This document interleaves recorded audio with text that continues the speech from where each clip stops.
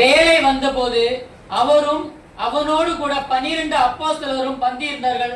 அப்பொழுது அவர் அவர்களை நோக்கி, நான் பாடுபடுவதற்கு முன்னே உங்களுடனே கூட இந்த பஸ்காவை புசிக்க மிகவும் ஆசையா இருந்தேன். தேவனுடைய ராஜ்யத்திலே இது நிறைவேறும் அளவும் நான் இனி இதை புசிப்பதில்லை என்று உங்களுக்கு சொல்லுகிறேன் என்று சொல்லி அவர் பாத்திரத்தை எடுத்து ஸ்தோத்திரம் பண்ணி, நீங்கள் இதை வாங்கி உங்களுக்குள்ளே பங்கிட்டுக் கொள்ளுங்கள்.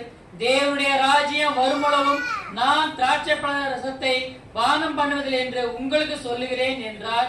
பின்பு அவர் அப்பத்தை எடுத்து ஸ்தோத்திரம் பண்ணி அதை பிட்டு அவர்களுக்கு கொடுத்து, இது உங்களுக்காக கொடுக்கப்படுகிற என்னுடைய சரீரமா இருக்கிறது, என்னை நினைவு கூறும்படி இதை செய்யுங்கள் என்றார். போஜனம் பண்ணின பின்பு அவர் அந்தபடியே பாத்திரத்தையும் கொடுத்து, இந்த பாத்திரம் உங்களுக்காக சிந்தப்படுகிற என்னுடைய ரத்தத்தினாலே புதிய உடன்படிக்கையே இருக்கிறது என்றார். ஆமென்.